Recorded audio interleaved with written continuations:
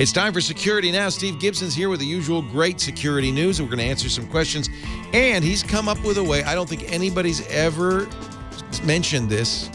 In fact, I think it's a complete and utter scoop and a breakthrough to improve beyond question the fingerprint reading on the iPhone 5S. Stay tuned. He's a wizard. He's a genius. Steve Gibson, Security Now, coming up next. Netcasts you love. From people you trust. This is Twit. Bandwidth for Security Now is provided by CacheFly at CacheFly.com. This is Security Now with Steve Gibson, episode 440, recorded January 28th, 2014. Your questions, Steve's answers, number 182. Security Now is brought to you by IT Pro TV. Are you looking to upgrade your IT skills or prepare for certification? IT Pro TV offers engaging and informative tutorials streamed to your Roku, computer, or mobile device.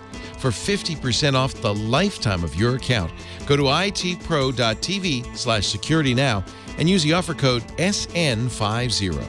And by ProXPN. ProXPN is a virtual private network that allows you to use the internet the way it should be, anonymously and without oversight. For 20% off your new account, go to proxpn.com/twit and use the code SN20. It's time for Security Now, the show that protects you, your loved ones, your privacy, your online stuff with this guy right here, the explainer-in-chief, Mr. Steve Tiberius Rumpelstiltskin Gibson. Because he's the man. Steve, well, I was just reading, it's so funny, I was just reading, I think it was on Google+, and of course everybody's talking about this port 32647, stuff. And somebody, I can't remember who it was, somebody we all know, said, I completely forgot about Shields Up, and put a link on there to the Shields Up. I guess somebody mentioned you in an article about testing that port. So you're famous, Steve. Well, and if you just Google that integer now, I'm the first link that comes you up. own 327. Yeah, that's my port, baby. That's great. We're going to do something a little off color today. Well, we did skip a bunch of Q&As toward the end of 2013. There was just either we were overrun with news or there were, specific things we wanted to talk about. And so, we were missing them. And then when I did I archived all my email and I found out that I had 53,000 pieces of Security Now mail. I thought, wow. Well, let's answer a few more of those. And we didn't have, there was nothing that was really grabbing me.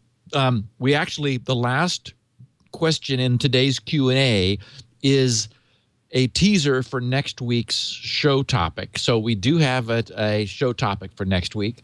And I actually have a couple backed up, but just need to, be able to pull them all together. So we have a lot. We have some interesting grab bag of news. I have I just can't believe they did this nightmare to get into technically with Bluetooth low energy. Oh, no. Tell me. Oh, no. Don't tell me. Oh, yeah. Well. Yeah. And I presume that you want to talk about that new slide that surfaced yesterday.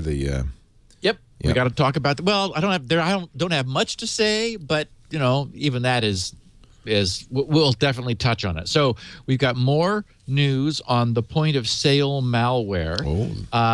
I promised everybody in Twitter that I would share how I managed to make Apple's TouchID reliable, and I apparently have. It's just I no longer have touch fade, and there's a trick for that I will share.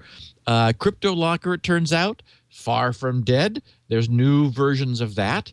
Of course, we have the never-ending NSA news machine, this Bluetooth nightmare that I alluded to, and I found a couple of interesting. Actually, one very interesting for our listeners, new security sites. So lots of fun stuff to talk about. I'll tell you what, let's do an ad before we launch into it. That way we won't get too far behind. This is a appropriate ad for people who watch this show. I know a lot of you are IT professionals, and perhaps you are looking to get those certs or you want to work in the IT business, IT Pro TV is something you ought to know about. I love the idea. This is a couple of guys who've been doing this kind of training for some time. But they watch, this show, Security Now. They were here for Security Now not so long ago. They watched the screensavers and Tech TV back in the day, and it suddenly hit them. Why aren't we teaching as if you're watching the Security Now or the screensavers? So they've created this IT Pro TV. They have a Roku app you can watch on your computer. They stream live, not all the time, but just like us sometimes, and they have pre-recorded shows on those days where they're not live. When they are live, they've got a great chat room going on, and you can ask questions directly of them. Oh, yeah, they're live, right? Oh, no, previously recorded. Looks like I recognize a terminal command session going here. And the standby Is that Tim doing that? Is 192.168.0.2. It's up. It's happy. We've now got a backup. Here's a way to learn that's fun, that's entertaining, that's easy. We now have this shared IP between these two routers. And it's very affordable. I want you to check out IT Pro TV. You go to itpro.tv/security now, and we've got a special deal for you. Take a look at the episode library. You see they have episodes preparing you for all the major, certs, including CompTIA, Microsoft, Cisco, and more. There's a lot of information on the site, so go visit it, itpro.tv/security now. If you decide it's for you, normally it's $57. It's still very affordable, $57 a month. You buy an annual plan, it's $570. But if you decide, hey, I think this is something I'd like to do, I invite you to use our offer code SN50, and that'll give you 50% off forever for the life of your account, which is pretty good. That means $28.50 a month, $285 for a year. That's less than a single prep book for your A Plus or your Net Plus or your Security Plus. They've got MCSA and the Cisco certs too. itpro.tv/security now. They are great teachers. They have a setup very similar to ours. In fact, if you see the set, it looks a lot like ours. They're using the same gear, the TriCasters, the Heil PR40s, the works. itpro.tv/security now and use SN50 to take 50% off for the life of your account. I like their slogan, learn without even knowing it, as in IT. That's clever. I like it. Yeah. Steve Gibson, Leo Laporte. Let's begin. Let's launch. We sort of from the ether, we got the sense that there were going to be more point-of-sale breaches in the future. That is, we know for sure now that that's how Target got themselves compromised. Neiman Marcus has since confirmed that they have also been a victim of infected point-of-sale terminals.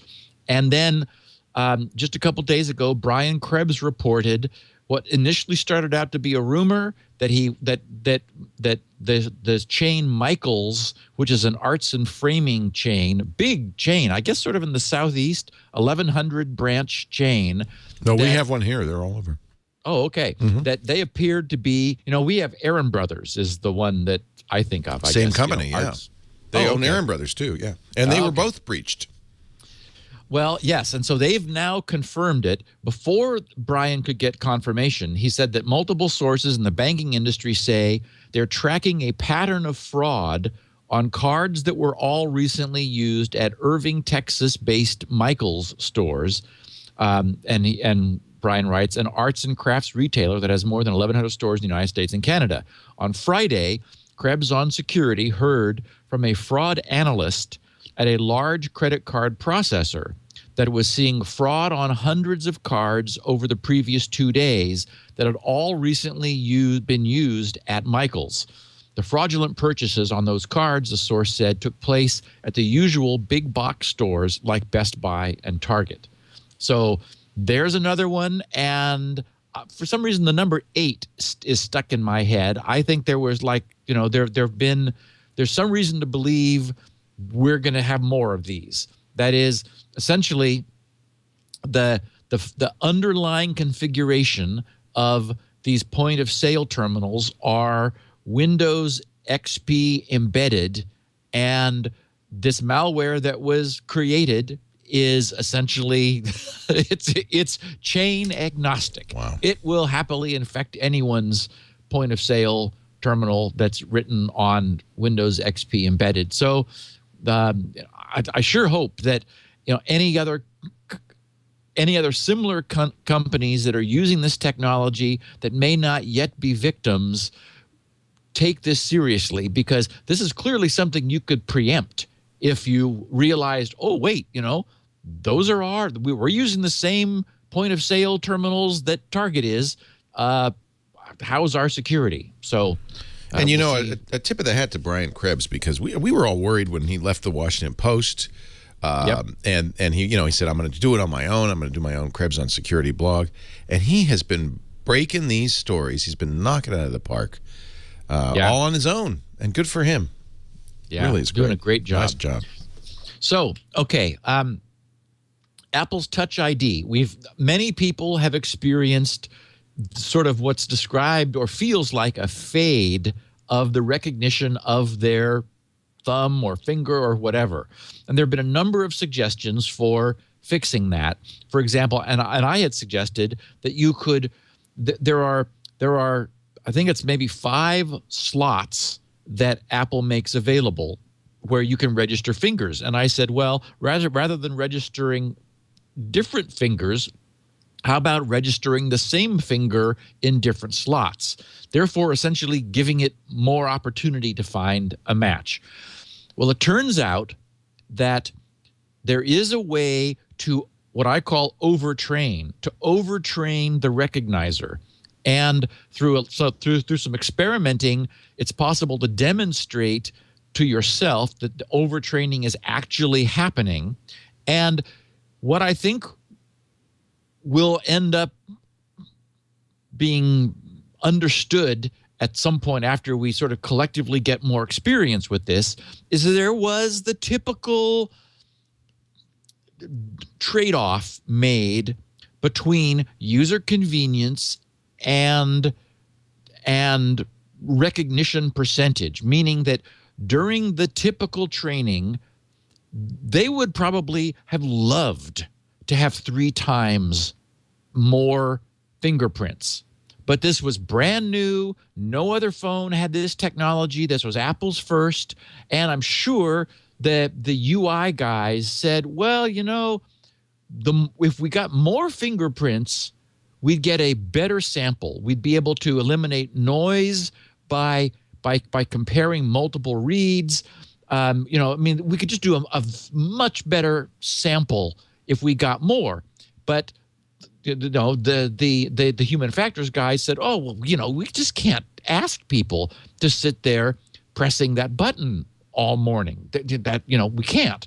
So someone made, a decision. Well, okay, we'll take this many samples, and I'm sure they tried it, and it seemed good enough. Well, apparently for some people, that's not good enough. So here's how you can give your phone as much of a sample size as you want. It will never give up on you. It will never get tired of accepting additional fingerprint data. And what I've learned is it absolutely goes far out the curve in terms of recognition. I now never get a miss. So you open the settings app, the standard little wacky looking gear thing, settings, then go under general, and then Touch ID and passcode is the next level. And then in there, you go into I think when you do Touch ID and passcode, it requires you to enter your passcode at that point to get into the Touch ID section. So then go into Touch ID. At the bottom of that screen is a list of the registered fingerprints. And it is training there. So that if you give it a fingerprint like the thumb that you normally use, you will see that item. It highlights by going dark briefly and then coming back. It also was a training event.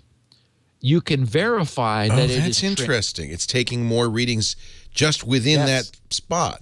Yes. Huh. Yes. And it never gets tired of doing so. Now, how do you verify that it is actually adding a reading? The way you can verify is you can do something that it won't read. Like you say you give it way too far out at the end of your thumb where it hasn't been trained, and you'll notice like do something like that where it won't recognize it, and convince yourself it doesn't know the end of your thumb. Then go back to the trained area, and in multiple trainings slowly move forward so that you're essentially expanding the recognized area of your thumb surface, and you can walk it right back out to the same area that it used to not recognize, and now it will. Interesting. They don't tell people this. None of this is documented. How interesting. So you're not around. in the you're not actually training. It's in the screen before you say let's go, let's train, and it's Correct. keeping and it's actually doing training. Yes. They must have put that there on purpose. Yes. Well, they would like more samples. Right. But someone said, no, we can't, only ask them for 10. Otherwise, it's just going to seem like Too much. it's broken. It does. In fact, it's annoying. It takes a while to do it. Yeah. Yeah. But now, so here what they're doing is they're just sort of sneaking some more samples from you. They're just sort of like, you put your finger on it and it says, oh, yeah, that's the one. Like, and I assume that if you had like multiple fingers trained, then when you put different fingers on, the proper one would highlight. Well, it's also sneaking another sample from you. We can use that in order to just overload it with samples. So that's how, if you have multiple samples on there, it says, it highlights the one that you're using. So it says, yeah, I recognize that. I recognize that. But it's at the same time recording more data points. Very, very sneaky. Actually, in a good way. Yes, and unfortunately, they don't tell anybody that, because it would be nice if that was somehow noted. Oh, if you'd like to give us more samples. How did you find this? You just by chance?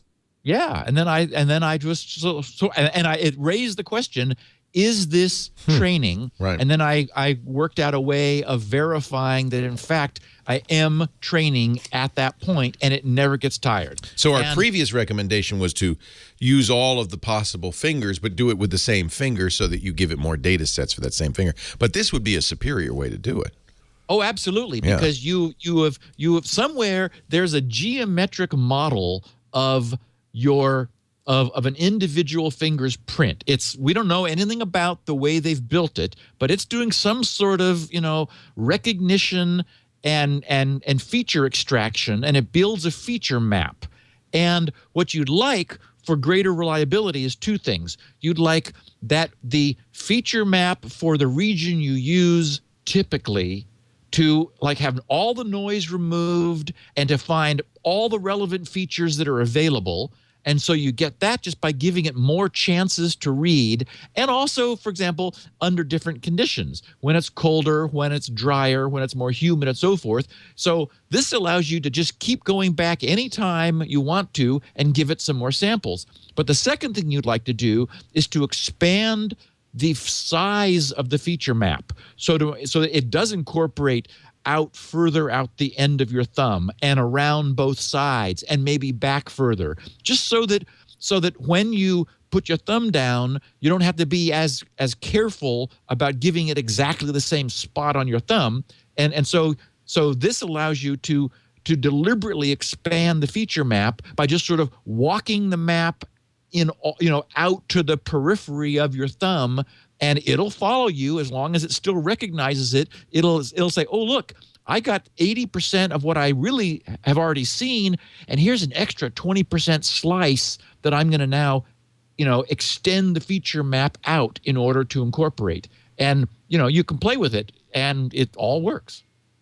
You have discovered. You got to call the media, alert the media. Nobody knows this. This is great stuff. What a discovery. Yeah, every so often we come up with new stuff on this podcast. All right. Well, I wish I'd known about this a few minutes ago on Mac Break Weekly. I would have told everybody, but I'll tell them next week and give you credit. That's great. Yeah. Yeah. Cool. So thanks to Simon Zarafa, our friend and contributor in Wales, he found 2 more new samples of CryptoLocker, which are, well, they're very different. Clearly CryptoLocker, they're 1/3 the size. CryptoLocker used to be the samples I was already hosting on the malware page at GRC for people who wanted to experiment. They were on the order of 900K, as I remember. These are, I think there was 900, and these are like 300K. So it's interesting that they're that much smaller. I don't know if they've just run it through a compressor or what's going on, but they are new samples. They are the real CryptoLocker, and they are very poorly detected by any AV right now. So if we've got people, I know that my samples that I was offering have been very popular. It's grc.com/malware, and you can add .htm if you want. And so I've posted those a few days ago, and I wanted to notify people that they are there because I know that we've got people in, for example, in corporate infrastructures and IT that we're using those to make sure that whatever AV tools they're using are detecting those, or if not, see about making that happen. And I think, for example, when I posted this, one of them was only detected by 6 out of 40 different AV tools. So, way back down at the bottom again. And I remember last week, Leo, you were noting that CryptoLocker, the old CryptoLocker, was now being seen by all of them. So, it was being blocked by everybody. Yeah, that's kind of how it happens, right? And then they modify it, and Yes, and that is the problem, is that it's not the specific characteristics necessarily, but just unfortunately signatures that are being used, and as soon as the malware guys see that they're being blocked, they are able to engineer around it. I mean, this is the problem we still have, that unfortunately our model is block what's bad rather than known what's run good. Someday, at some point, that's where we're probably going to end up being. And I've used the example of firewalls. A whitelist instead of a blacklist, basically. Exactly. Yeah. And to some degree, the iOS store is a curated application store. Things, we see examples of stuff getting, sneaking by. There were stories last week we didn't cover because it wasn't really too much on topic, but it was, what was it? It was existing apps were being sold to other companies that were then using them to embed ads in them, and so that I think it was in the Android store, they would update the app, and now suddenly it became like, wait a minute, it's sort of like Chrome plugins. It's like letting a domain go bad, and now it's turned into just a junky search engine. It's kind of domain. worse than that, because what happens is if a Chrome plugin becomes successful, the bad guys come along and offer the developer money to buy it. And the problem is that Google does not. Once you have got a Chrome plugin on the store, they don't then check again. And so you can then push updates to this Chrome plugin at will, including, whatever you want, malware or whatever. I think maybe I should have covered that last week. Should have looked at it more closely. It's pretty nasty, yeah. And I think Google needs to respond to it, frankly. Yeah. So I said without evidence last week, I made the comment that the NSA's phone metadata collection was ineffective. I was hearing that from the various discussions that I follow, but I didn't have any specific evidence. Well, on Thursday, 2 days after the podcast, the government's review panel that was looking at all this finally issued their statement. They warned that the National Security Agency's daily collection of Americans' phone records is illegal, in their opinion. And of course, judges have been going back and forth on this so far, and recommended that President Obama abandon the program and destroy the hundreds of millions of phone records already collected.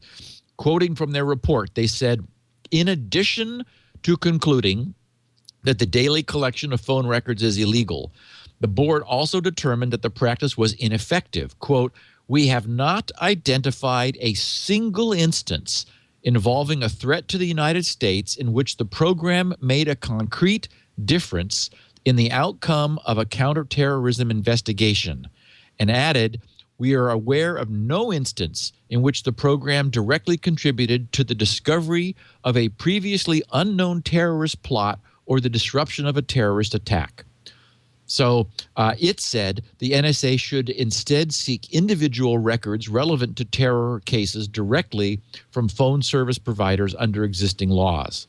And of course, that's my only suggestion for something that would be effective is, as I said last week, we require that the carriers maintain records. If they want the privilege of having access to, FCC allotted bandwidth and common carrier status, then what comes with that is the obligation to maintain metadata records and then require, individual requests.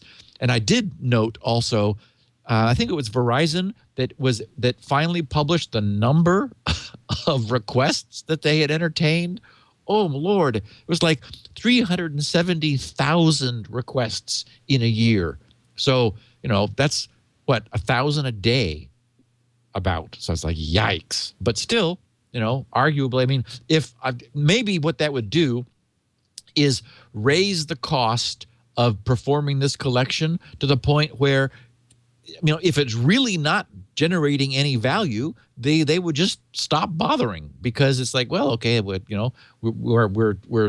having to jump through, excuse me, bigger hoops now. So, we'll just abandon doing it because it's not providing any value.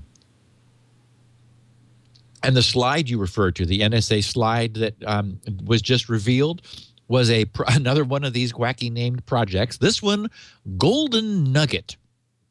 And everybody picked up on the news. TechCrunch's headline was, NSA may want mobile data, including info from Angry Birds and maps. Yeah. And of course, Rovio, the publisher of Angry Birds, vigorously denied cooperating with the NSA, and I'm sure they're not. It very much looks like we now understand that this is all, extrinsic acquisition of data on the internet. And as I've said, the NSA is full of smart people. If it can be done and they want it, and and they've got the budget for it, it will be done. And so, they're just doing everything they can. And so, they've got smart guys sitting around thinking, well, what about social networking apps? And, well, in fact, that's our next story, is that the Facebook update, this is not NSA related, and as long as the NSA can't get their hands on it, but Facebook's update to Android now requires permission to access all of your text messages. Eesh. I know. A screen was posted in the story that first brought this to light, and under app permissions, it's that comes up when the Facebook app updates. It says Facebook needs access to additional permissions, and then it lists them. And under your messages, it says new in all caps, read your text messages, parens, SMS or MMS. And down further, it sort of scrolls off the bottom, but under your personal information, also new, this was similarly disturbing. It says add or modify calendar events and send emails to guests without owner's knowledge. Read calendar events plus confidential information. Read your own contact card. Modify your contacts. Read call log. Read your contacts. Write your contacts. Write call log. And then it keeps going, but scrolls off. And I'm looking at that going, oh my Lord. Now, so note that here's certainly equivalent plumbing of personal information that a commercial enterprise is doing that echoes what the NSA is doing. So, and my point is, it's been noted that, yes, we're all up in arms over what the NSA is doing, but in fact, we're giving permission to corporations to do, very much the same sort of aggregation and social engineering. Yeah, and it's usually a tit for tat thing. I mean, you see this all the time in these apps. It's nice that Android gives you the list of new permissions before you accept it, and you can read them. Yes. And Android cannot, or Facebook cannot knock on your door and say that we think that, maybe you're up to no good. We're going to take you away. Yeah, they don't have guns. They don't have tanks. They don't have black helicopters. But the other thing is that the way it's set up, a lot of times you ask for one permission, you get a block of those, and all of those have to be disclosed. That's part of the way the API works. The other issue is, and what I suspect is this is Facebook in effect saying we want to add some new services, or we want Facebook Messenger to use text messaging in that case. And so these are things that are features that people presumably want. And you can always say no and not install it. I mean, that's right. There's an opt-out. And although it is an all or nothing. And I wish it were more granular. It's not. Yes, it'd be nice if they had check, and we've discussed this before. If they had check boxes on the things they want access to, and if they explained to the user why they want it. There's no why we want this as part of that. It's you must consent to this laundry list of permissions so that that Android, the OS, will give us access to those aspects that are otherwise sandboxed from us. Right. And so first they don't tell you why, and then they don't allow you to say, well, I'll take this one and this one, but I'm not giving you this one. Yeah, I mean, that's troubling too because, it's difficult for them to do because if you say, yeah, I'd like this SMS feature, but you can't have this, the whole feature breaks.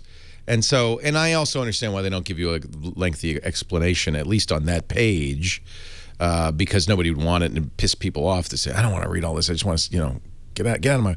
But they should somewhere they should say, and if you want to know more about what we're up to, we have a page here that you can read that. I agree that kind of disclosure would be very valuable. It should be required.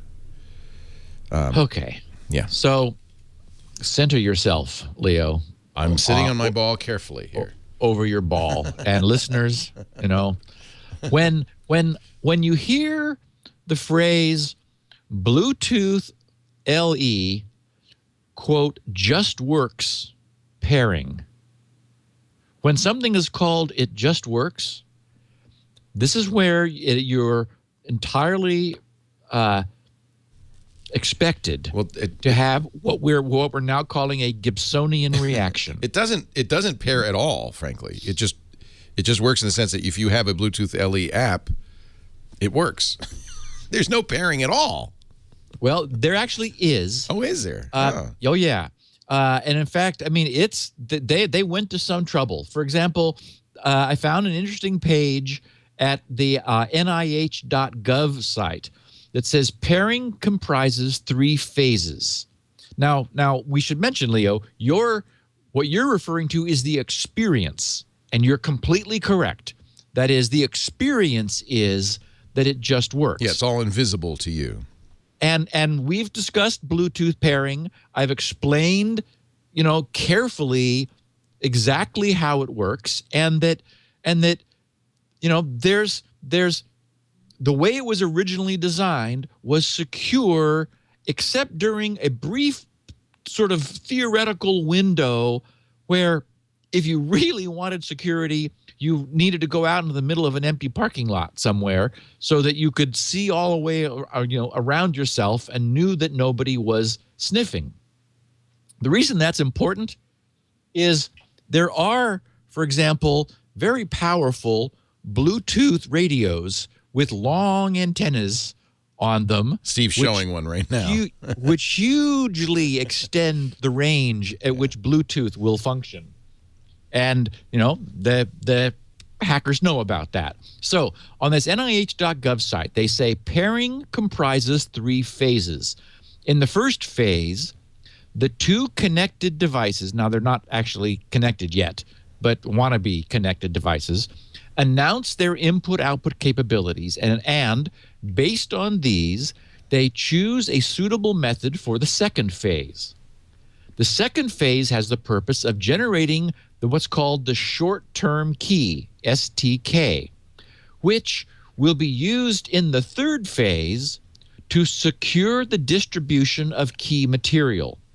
In the second phase, the devices first agree on a temporary key, just TK, by means of the out-of-band, the passkey entry, or the just works methods. The out-of-band method uses out-of-band communication means. Now, that could be NFC, or it could be, the typical Bluetooth style where something with a screen shows you something, which you then enter into the other device. Now, of course, that requires that there's a screen on one side and a keyboard on the other, so that you, the human, are able to move the out-of-band information from one device to the other in a mode where no one eavesdropping can know what that out-of-band information is. That's the point of it being out-of-band. Or, for example, NFC. Assuming that NFC requires near contact, then that would be good. You sort of tap these things together. That allows them to exchange the very short-range secret, which they then leverage into a longer-range secret by going out of band. But that's expensive too. So what ends up happening often is that just works is used. So continuing the NIH thing, they say the out-of-band method uses out-of-band communication means for the TK, that's the temporary key agreement. In the passkey entry method, the user passes 6 numeric digits. So that's also out of band, but it's sort of formally defined as 6 numeric digits. Now, okay, turns out that's not enough digits, as we'll see in a second, between TK, as the temporary key between the devices. When none of the first two methods can be used, I would have written either at that point, but that's all right, the just works method is employed. And this is where we have our Gibsonian reaction. Says, although it is not authenticated and it does not provide protection against man-in-the-middle attacks, based on the TK and on random values generated by each pairing device, the STK is then obtained by both devices, which leads to the end of the second phase. So they just sort of gloss over that minor problem with just works pairing, correctly noting that it provides no protection against man-in-the-middle attacks. It turns out that it's worse than that, because a man-in-the-middle typically means you are intercepting. That is, you are they mention it's not authenticated. Well, that's true, and the typical man-in-the-middle attack allows the person to insert themselves and to be, if there's no authentication, then they're able to establish communications against each of the other ends, and the other ends each think they're talking to each other when in fact they're talking to the man in the middle. That's the vulnerability with no authentication. That's what, for example, SSL certificates prevent, because the server that you're connecting to is authenticated and no man in the middle has the certificate that the actual web domain, and web server has. So it's the authentication aspect that prevents an active man in the middle from splicing themselves in.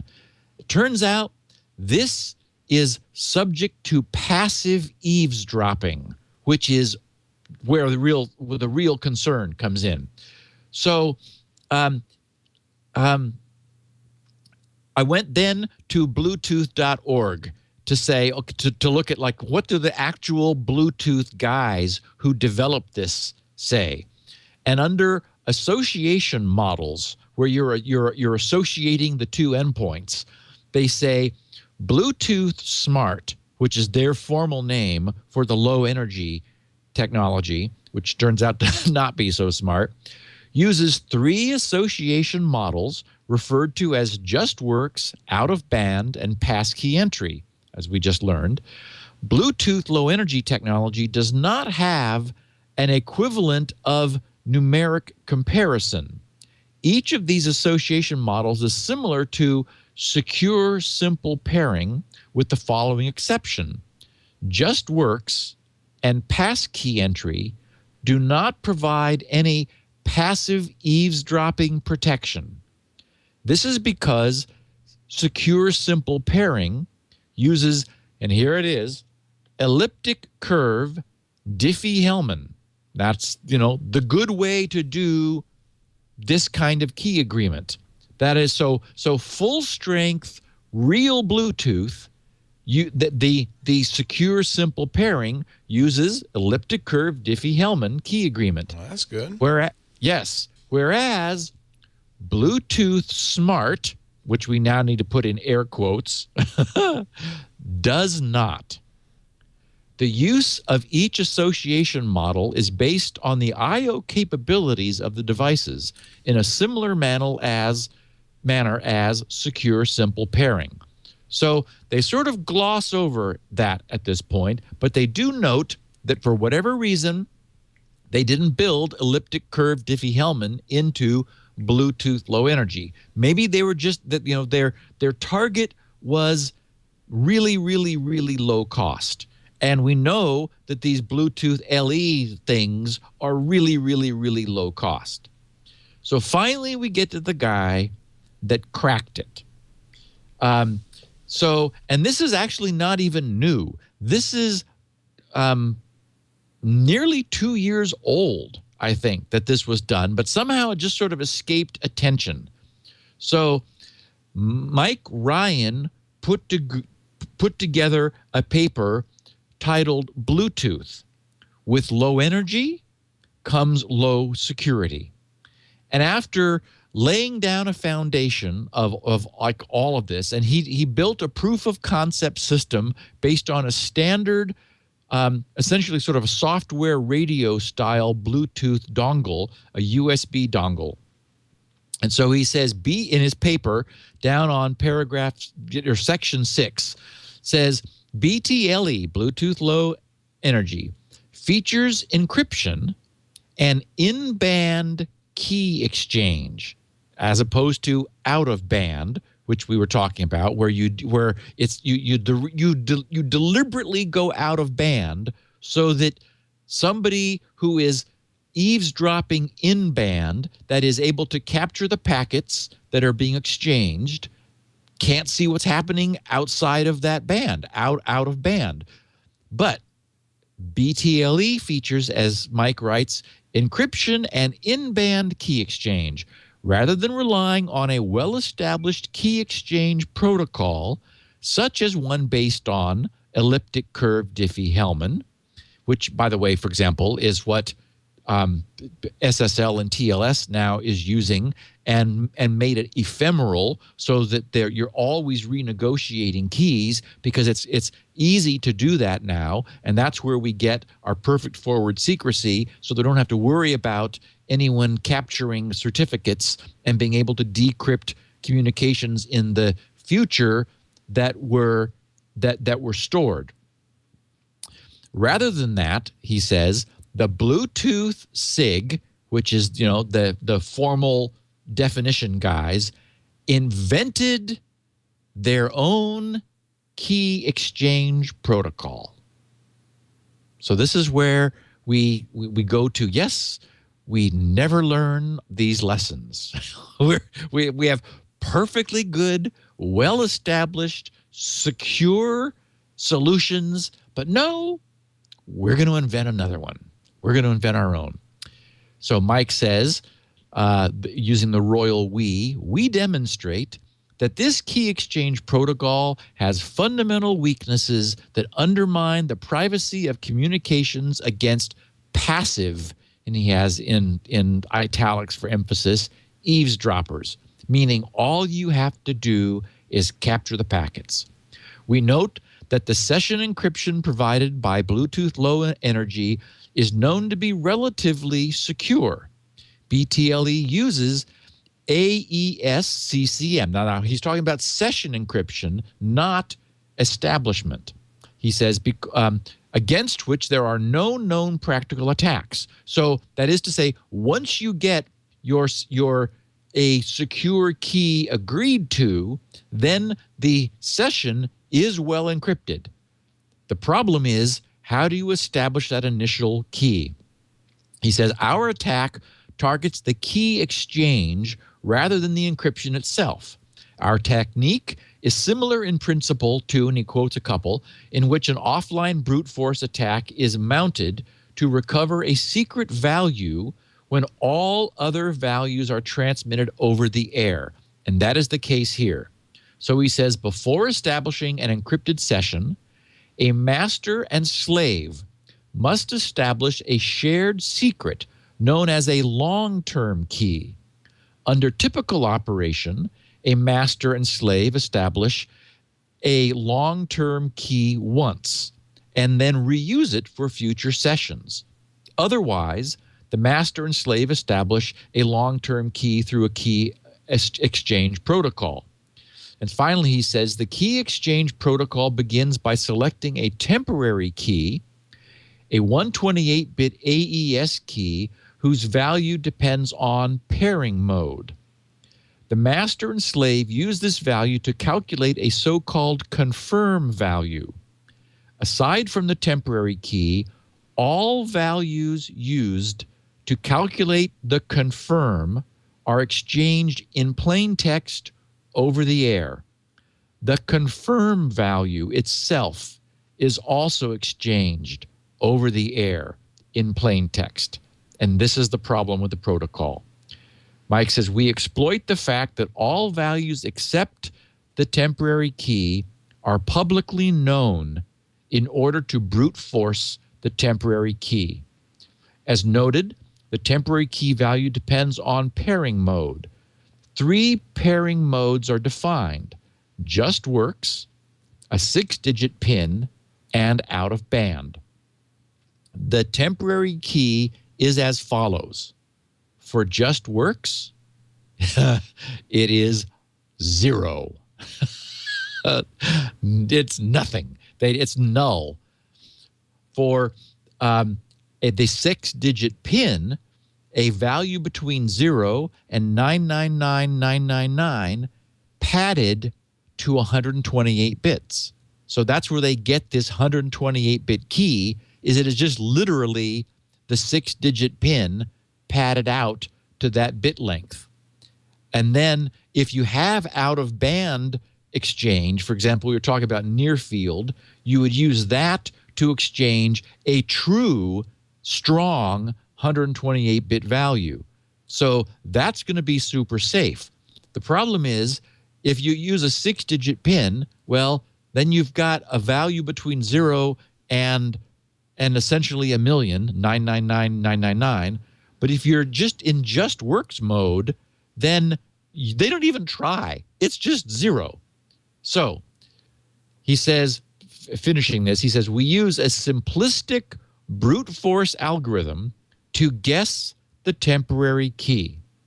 We calculate the confirm for every possible TK value between 0 and 999,999.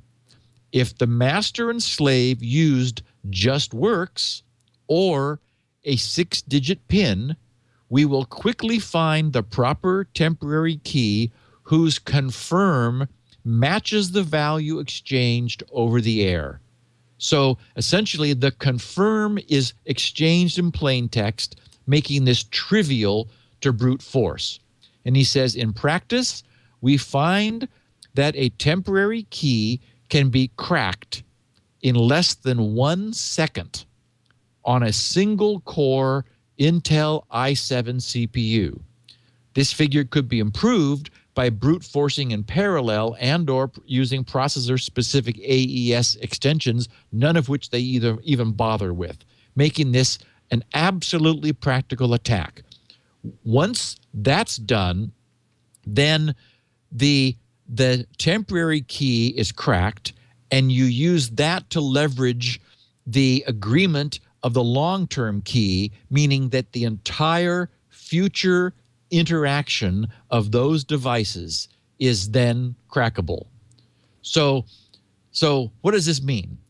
Well, as we know, LE is often used for things you really don't, whose security you really don't care about, like, temperature sensors or all those little tracking badges that people are coming up with now. They're or iBeacon, for example, Apple's iBeacon. It isn't actually exchanging any valuable data over that link. It's only saying I'm here, or I'm a pair of red shoes. Who knows? It's just it's arguably not very important. The problem is that this is the way these things start. So, for example, that interesting coin credit card is also using Bluetooth Low Energy.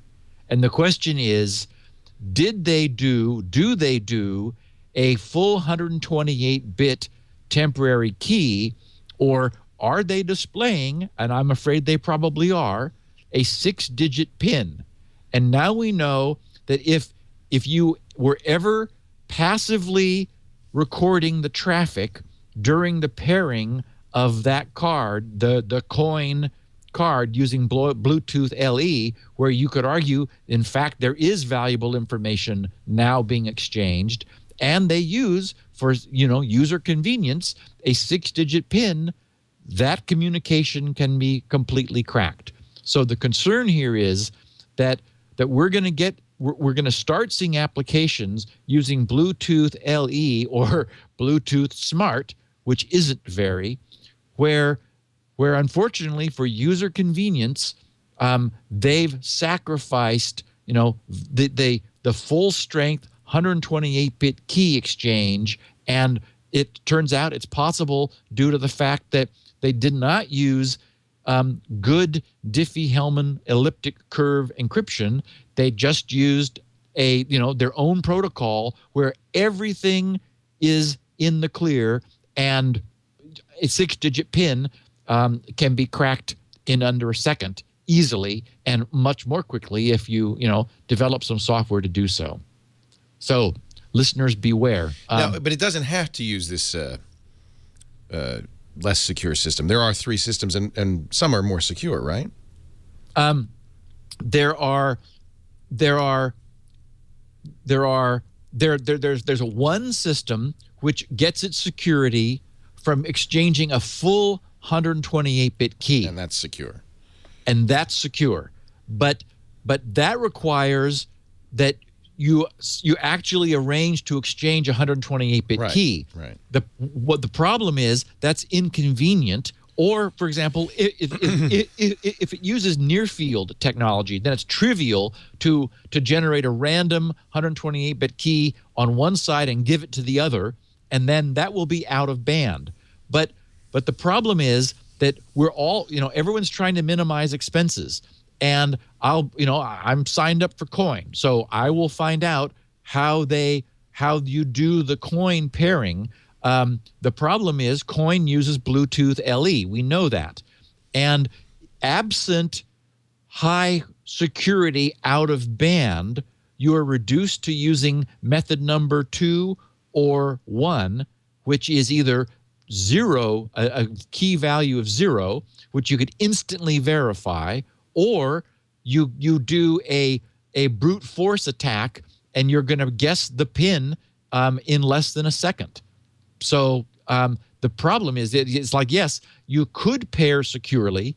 And if you pair, again, where you are absolutely sure no eavesdroppers can intercept your communications, then you're secure also. Once you've established your pairing, then you've agreed on a secure key, and that's never exchanged in plain text. But it's that that first instance of pairing that unfortunately Bluetooth LE is very vulnerable, much more so than regular Bluetooth, because regular Bluetooth uses a strong cipher. It must have been that they said we can't afford the cost to do elliptic curve crypto, in a temperature sensor that you're going to stick on the wall. We want Bluetooth LE to have a wide and who application. Cares if what they know what temperature I have. Precisely. I guess my response to this would be that it may be cost, but I think it also may be looking at how people use Bluetooth. It's been such a pain to pair with Bluetooth that almost every device now just says it's 0000. They don't attempt, even though the security is possible, they don't attempt it. And that's become de facto how you pair stuff. It's rare that I have to use a number, and when I do, I'm pissed off. In my car, I have to. And I don't care. Oh, my God, somebody might actually add their phone to my car's list of accepted phones is not an issue for me. So I think in a lot of the times we use Bluetooth, as with a thermostat, it's probably not an issue. It's a big issue if Apple uses Bluetooth LE for its payments system, because they don't have NFC on Apple. Or coin, as you used as an example. Of course, I didn't buy a coin. I thought it was stupid from the beginning. For many reasons. And I do too, but I just I got to take mine apart. You have to. So I would guess that the people who did design this recognize that there are lots of situations where zero security is appropriate, and it's going to make everybody happy. I use Bluetooth LE for my little slot car set, that Anki that we played with. There's no reason I should worry about a man-in-the-middle attack or on a remote control. It doesn't make... It's not an issue. Yeah, the TiVo Romeo uses Bluetooth now, and it's very convenient. You don't want to have to enter a 4-digit code to pair your remote control with your TV. That's crazy. Yep, and it's funny because it comes up in pairing mode. And the first time you put the batteries in and plug the TiVo in, and you press any button on the remote control, they immediately find each other, do this exchange, a just works exchange, and now they know each other. Yeah. So I think that it makes sense. In fact, I think this is a sensible response to have 3 levels of security, or it really sounds like more like 2 effectively. Good security and no security.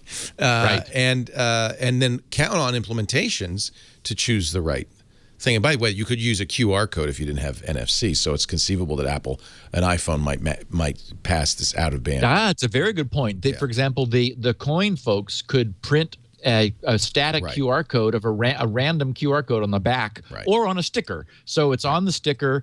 You scan it once and you peel the sticker off so that nobody else can and hide the sticker somewhere safe. The places I've used Bluetooth LE, pairing to a scale, pairing to my slot cars, it's been great because it doesn't look like there's any pairing going on at all. In effect, it sounds like what they're doing is what we would do manually, which is 0000, and we just eliminate that whole process. Well, and that's what just works pairing is. It is literally all zeros, and so you can instantly crack their attempted encryption. The problem is, my concern is there's this presumption that there was attempted encryption. And so I just wanted our listeners to know for now and forever that that's useless, and don't assume you're being protected. And Bluetooth LE it's wonderful. I learned a little bit more about it. For example, I was always sort of curious, how could you have Bluetooth? Because I've always thought of it as being a static association. That is, that it had to be a powered up link. It turns out that it's not the case. That, the little TiVo remote controller I was holding up a second ago, when you press the button, it sends off a little Bluetooth burst. So they've managed to get this thing so that it's able, the radios come up, they find each other, they handshake, they link, they exchange their message, and they shut down again. Isn't that which clever? Is, just like an IR burst does. It's fabulous. So I would say the real takeaway on this is on things where you do want it to be secure, you should ask, how is the pairing happening? And you're not using the easy one. You're using the secure one, right? And we will it's find implementation. out it's up to the implementer to do it right. We will find out how coin pairs. Yeah. And in fact, if Ryan Seacrest ever sends me my keyboard, which Is that supposed to be LE? Yeah, it's Bluetooth LE. Oh, interesting. Yeah, and so the question will be, there again, I'm sure it just will automatically find my phone, and they'll be happy. Yeah. Following up a little bit on pre-check, TSA pre-check, because this has captivated the interest of our audience because, people think, wow, I'd like to have that. I did receive the day after the podcast last week. So that is to say exactly 1 week after my TSA pre-check appointment, I received a letter from the happy, pre-people. And what I received was my 8-digit known traveler number. So that's what I have now. I have a good for 5 years known traveler number. And I presume when I am in the future making reservations on airlines, there will be somewhere I can put in my known traveler number, and then I'll get my boarding pass. We'll say TSA pre.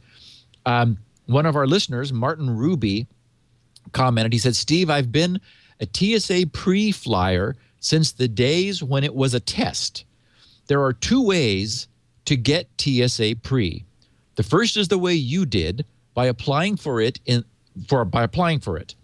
The second is by being an airline frequent flyer. If your airline participates, and is TSA pre, they can submit your information to the TSA, vouching for you as a known traveler on that airline. The difference between the two is when you apply to the TSA, it's good on any airline that participates in the TSA program. And if it's by the airline submitting your information, I should have edited this better. I says, but if it's by the airline submitting your information, he says it's only valid on that airline.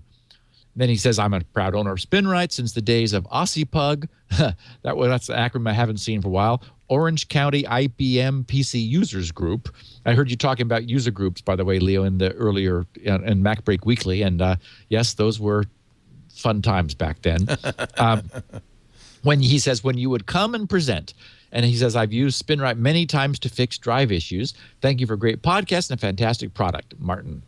And then the one that I got a kick out of looking through the mailbag this morning to put together our Q&A was someone who said, TSA pre-screen. Steve, it's almost certain you have a file and a set of agents assigned to you. Of course, they don't need to interview you. The file probably says, smart guy, mostly harmless. Mostly harmless. I like it. Smart guy, mostly harmless. Best not to annoy him. And never say it just works, because he'll get you. Yeah, don't just tell me, yeah, the key agreement, don't worry, but it just works. So, 2 cool security sites. Leo, you're going to want to bring this one up. All right.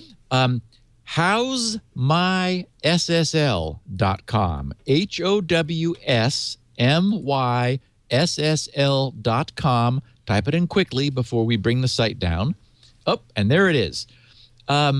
So we're seeing on your screen, your SSL client is improvable. I assume you're using Safari. Yeah. Because, in fact, in my notes, Safari says it's improvable. Firefox. Yeah. Your SSL client is bad. Ooh. So, first of all, back off a little bit, or I'll back off a bit. What this is doing is something I started to do for GRC, but I had other priorities, and everyone will agree. So I thought, well, okay, I'll either leave that to somebody else or do it later, and it's been left to somebody else. HowsMySSL.com. What this does is it creates a web page based on the details of the initial SSL handshake packet. Remember from our discussions of this that the first thing that happens when your browser connects to a web server is that it establishes a TCP connection through the 3-way handshake. Then the first packet is a is a packet saying, I want to bring up an SSL tunnel. Here's my SSL versions and my cipher suites. These are all the cipher suites that I know about. So what this site simply does is publish, essentially make it very human readable, publish the details of what your client browser is offering. So if this is sort of the reverse of the SSL Labs test. SSL Labs will test the server on the other end of your browser connection. This one checks your browser. So Firefox, it says, is bad. I don't think the people at Mozilla will appreciate that very much. And I don't really know that I really agree either. Firefox gets a bad because they support TLS 1.1, not 1.2. It's like, okay. Well, yes, there is a 1.2, but 1.1 is fine. But it really upsets this site because listed among the cipher suites, way down at the bottom, but still there, is a suite that they don't like.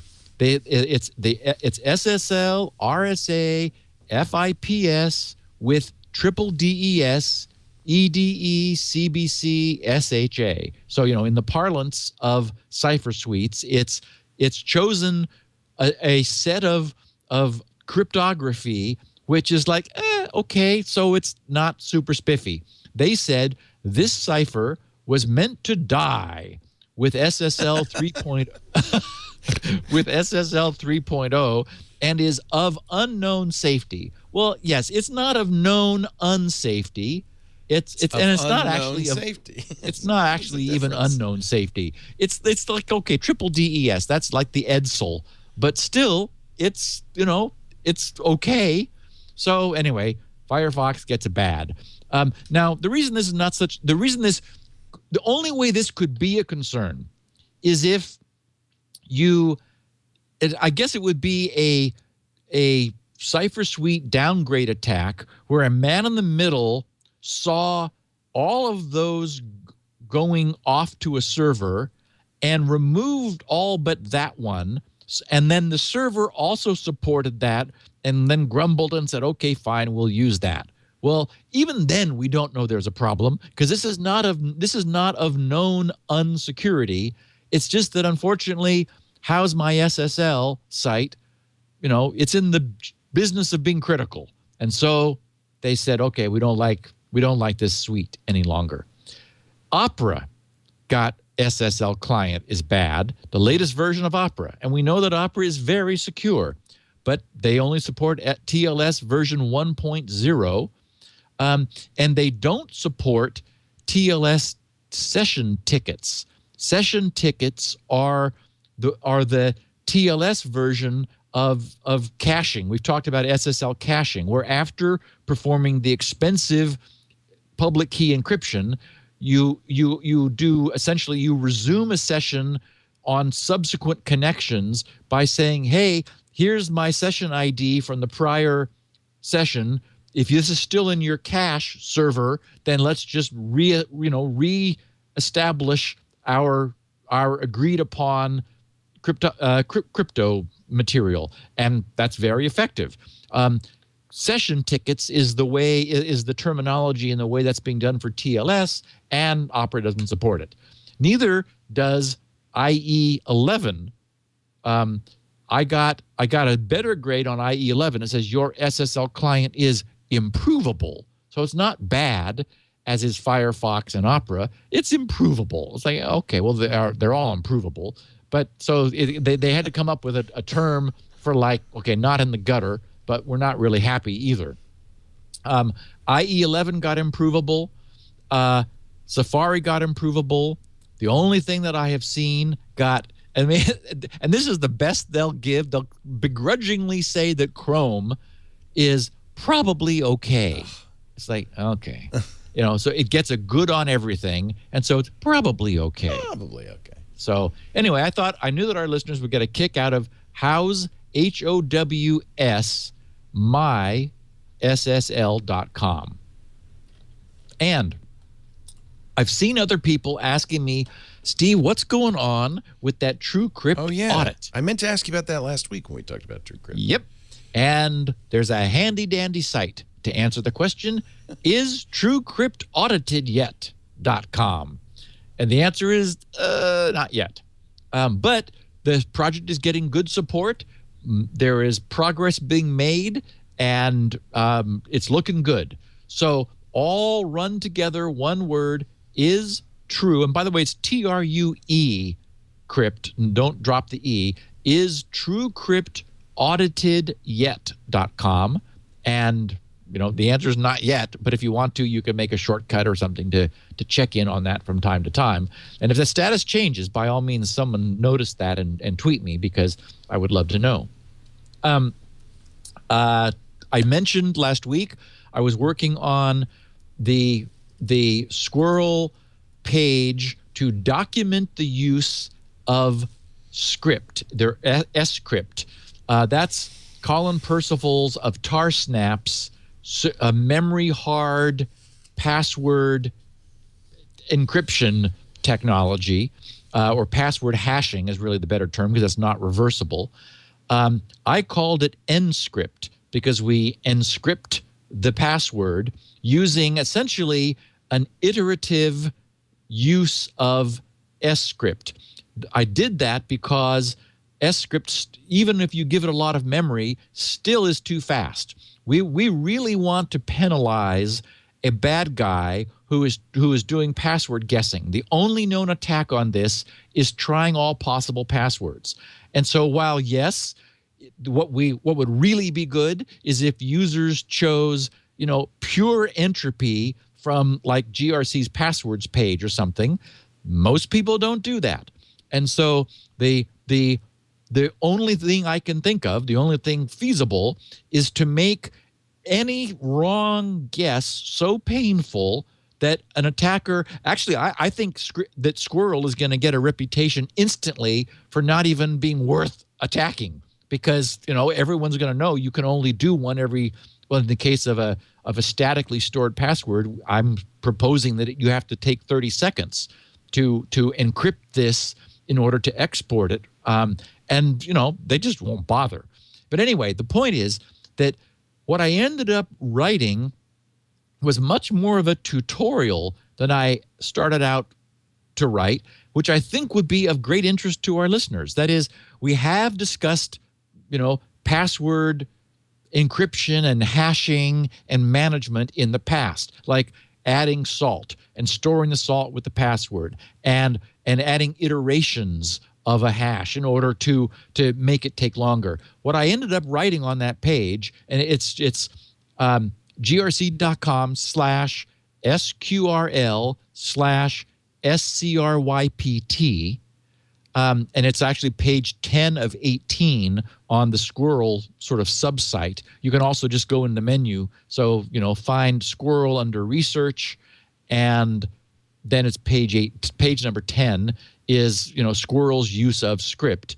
I ended up sort of taking the reader through the entire history of how passwords have been handled through time, which I think our listeners would probably enjoy reading. So I recommend it for that. And I think you'll find it interesting also. And I expect this will end up moving into common use. Oh, and I also mentioned that I've written software. It's there. There's a screenshot of this software. You can download my reference version of nscript, which does this, which is sort of a fun little benchmark. You can say, run it for 5 seconds or run it for 30 seconds, and then it will tell you how many iterations of script your system is fast enough to perform. And that really tells you a lot about the speed of your processor, but mostly about your memory bandwidth, the throughput to main memory, because this is all about busting the caches in order to force main memory access. That's something that GPUs don't have. Like GPUs can have a couple gigs on the graphics card, but they don't have high-speed access to it. They've got high-speed access to local cache, but this uses 16 megs of memory, forcing them to go outside of the cache down into main memory, and that's what levels the playing field and prevents the acceleration of this password hashing that we see, for example, famously in Bitcoin that just uses SHA-256. And so now there's ASICs, which are just screamingly fast at doing this. The whole goal was absolutely prevent that from being done with squirrels' passwords. And I think we've achieved that. And just I had a short little shout out from a James Kavanaugh, who's in Dresden, Germany. He said, I just wanted to say thanks for recovering my apparently dead drive's data when nothing else could. I tried so many other programs unsuccessfully. And after all of them, SpinRight's apparent ease of success really convinced me. What a difference.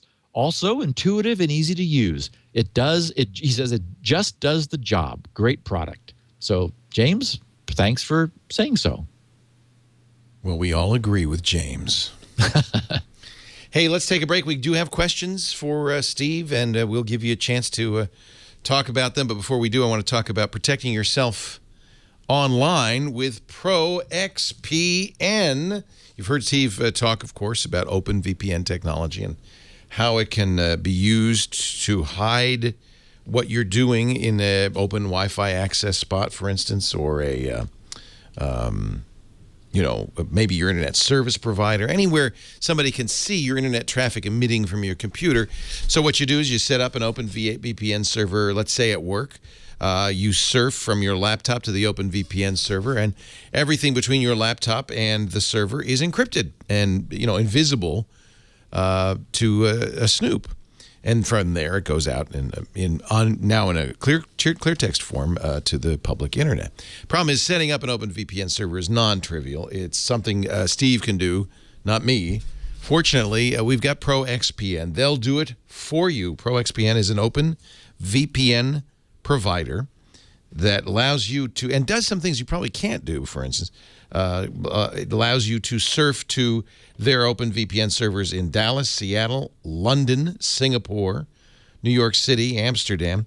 So when you emerge on the net, even though you're surfing from your home or your laptop or that coffee shop, it looks like you're coming out of those cities around the world, eliminating the issue of geographic restrictions, for instance. It also means your internet service provider cannot enforce their evil six strikes rules against you because they can't see what you're doing. It bypasses internet filtering. It bypasses blocked websites. It is a really nice solution. And I love these ProXPN folks because they have ProXPN Mobile now for Android and iOS that gives you OpenVPN on those platforms. In the past, you've had to use PPTP.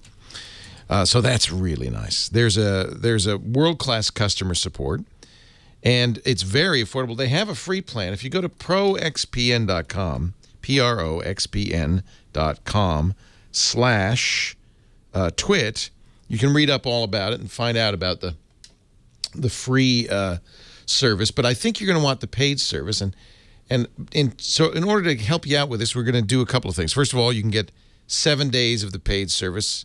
Cancel anytime in that first 7 days, you'll pay nothing, get a full refund. But you can also use our offer code SN20 to get 20% off for the lifetime of the account. The premium account, normally $10 a month, $75 a year. But when you get 20% off, we're talking less than $5 a month. Less than $5 a month for ProXPN. That is a great deal. I want you to check it out. Go to proxpn.com/twit. If you decide to sign up for the premium account, use the offer code SN20. By the way, you can pay with Visa, PayPal, and Bitcoin. proxpn.com/twit. Use the internet the way it was meant to be, privately, with ProXPN. All right, Steve, I have in front of me, in my hand, questions from our listener-driven potpourri. Are you ready? You bet. Shall I fire away? Here we go. Starting with Rick Lieb in Monessen, PA. He wonders about a safe way to keep using XP after the April cutoff. Steve, I've watched and read every episode of Security Now since the beginning. I'm a SpinRight owner. Just upgraded both computers to Windows 7 Pro 64-bit from XP. in order to keep using some software in XP that will not run on any other version, I'm using the XP mode virtual machine. This older software does not need to access the internet, by the way. Once support stops, my plan is to disable networking in the virtual machine so it can't access the internet. I'm very careful about the media I hook to the computer. So, is this a reasonably safe thing to do? Rick Lieb, Monison, PA. Yeah, of course, I'm famously still using XP. And I did note that April 8th, the last day of support, happens to fall on a Tuesday. So it couldn't be more appropriate. Maybe they'll patch Tuesday us one last time. It will be it would be the second Tuesday of April. That's probably also why they do it. They're going to give you one more update, and then that's it.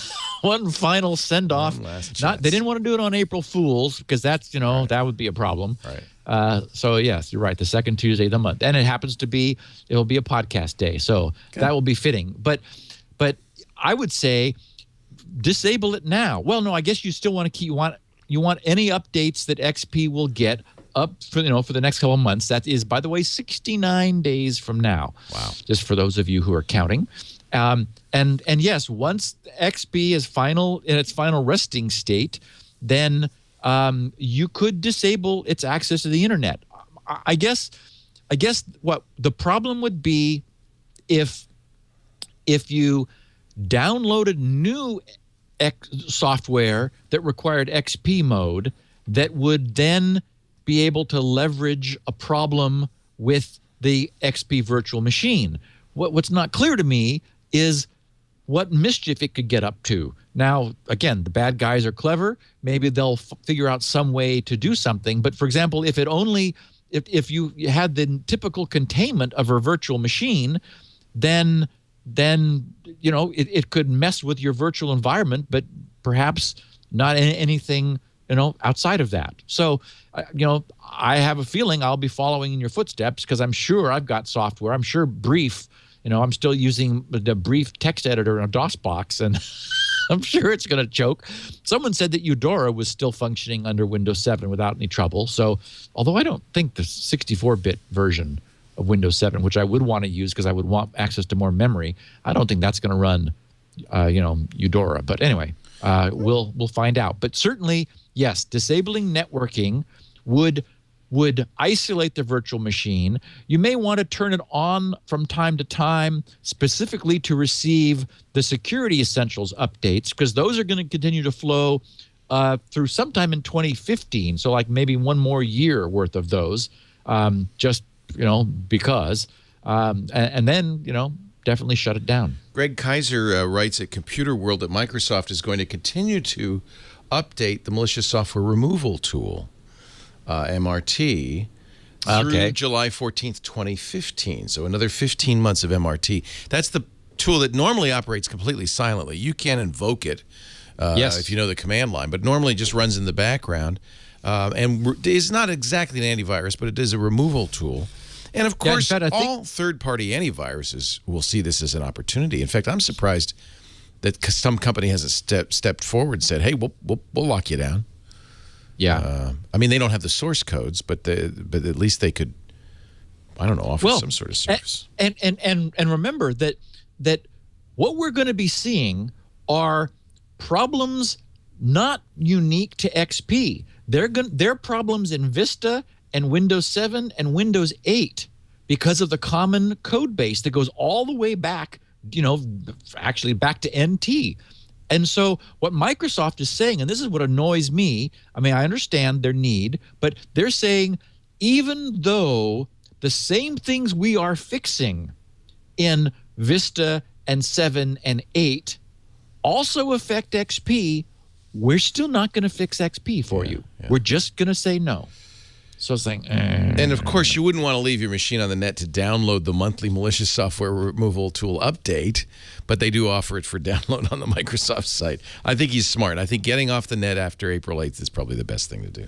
Well, and for example, most people get into trouble by surfing in a browser connected to the internet. Right. So I would say don't surf in your XP virtual machine. And as he said, the software he needs to keep using, that's database or something, has no need to access the internet anyway. Right. So, yeah. No problem. Edward in Daytona Beach wonders about memory hard encryption. The memory hard encryption technique, any known hardware platforms that would wear out flash memory used as main memory? Is there similar potential for wear? It's an interesting question that really hadn't occurred to me. I had to think for a second, is there any platform that uses flash for main memory? Not that I and know I'm of. sure the answer is no.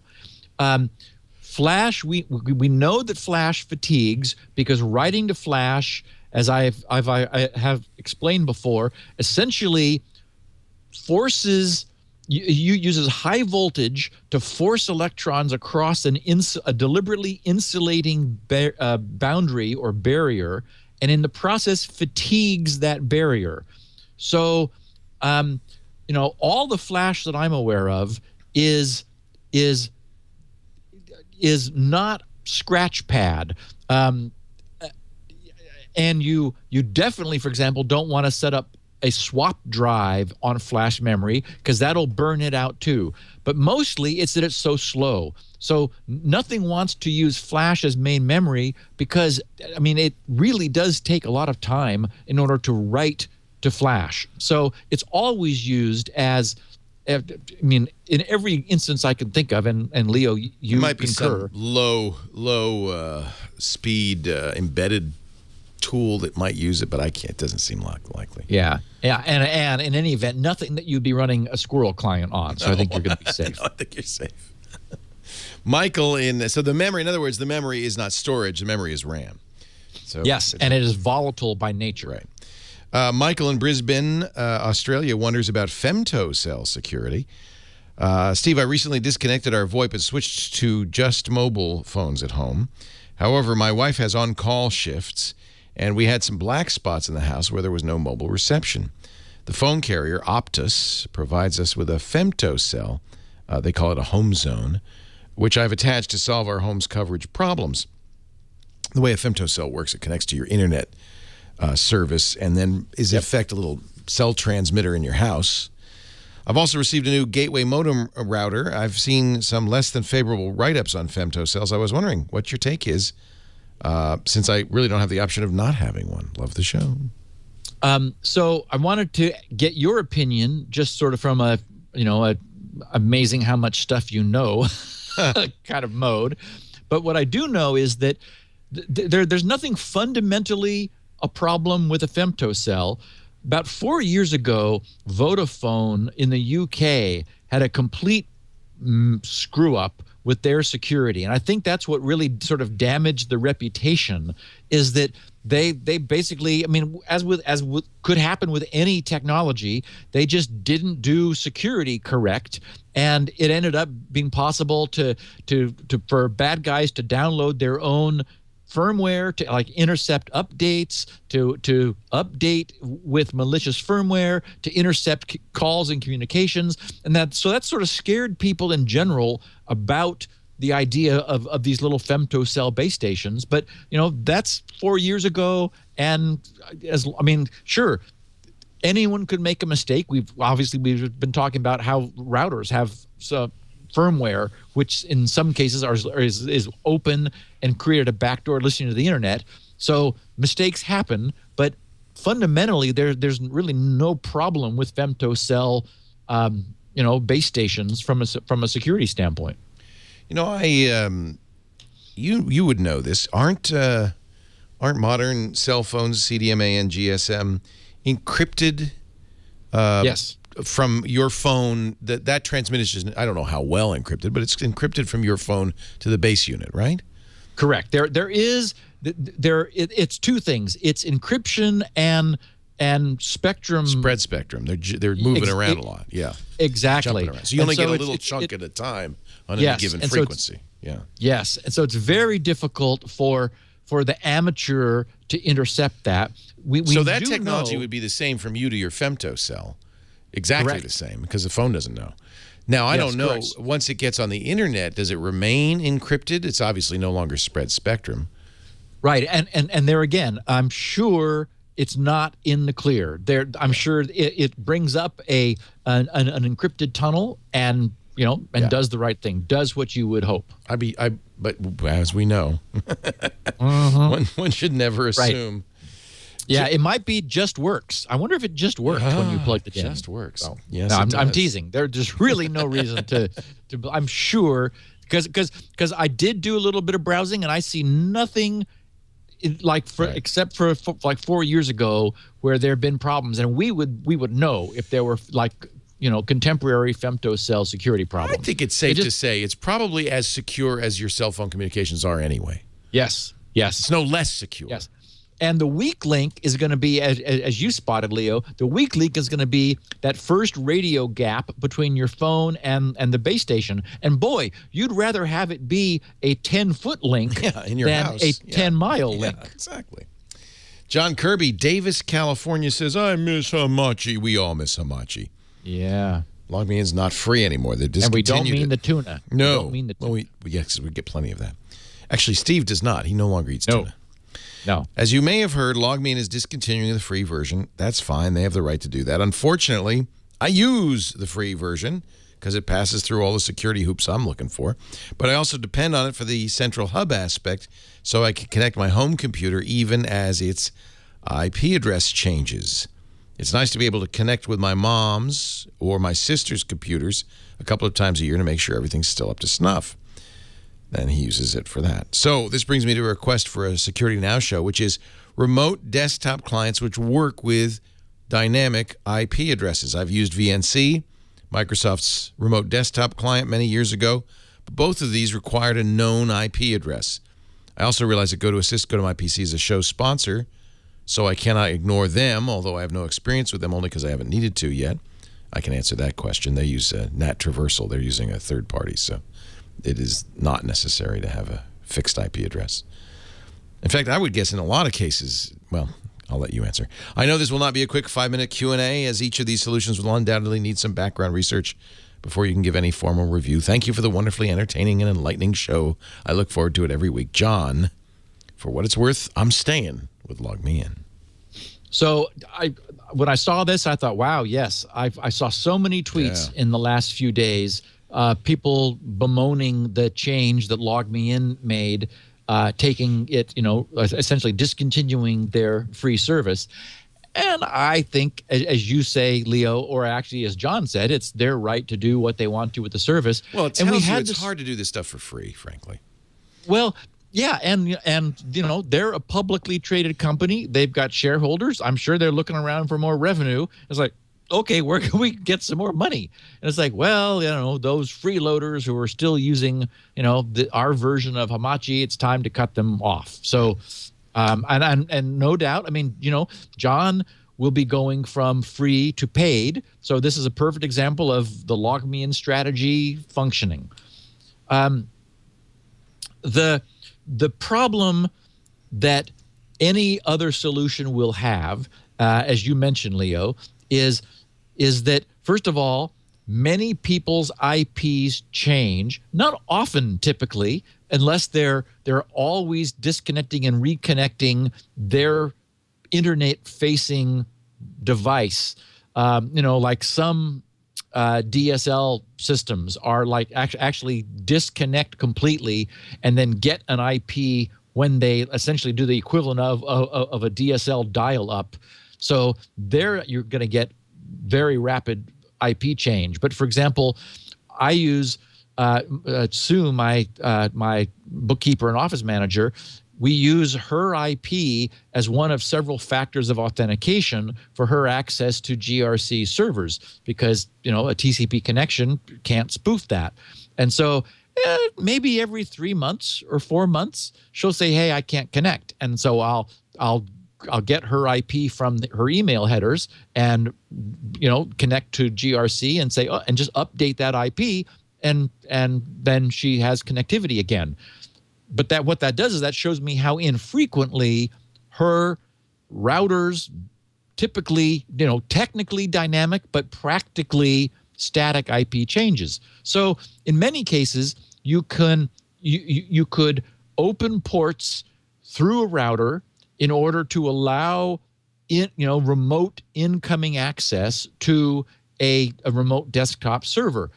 But the beauty of Hamachi, was that they were operating a very robust NAT traversal server so that all of the Hamachi clients phoned out through their local networks behind routers to the central hub, and then you created an account with Hamachi. Then, of course, the other amazing thing at the time was he was using 5.IP addresses, which had never been allocated. In the history of the internet, we weren't running out of IPs back then. I think his name was Dave, wasn't it? I remember we used to call him Hamachi Dave, the guy who designed all of this. And so everybody would have a 5.IP, of which there were 16 million, so there were enough of them for his network. And it was the NAT traversal that just sort of made this thing work. But of course, he created a useful service and sold it to the LogMeIn folks, who initially didn't change it much and then began to change things. And, there's now, a moral here. It costs money to do things.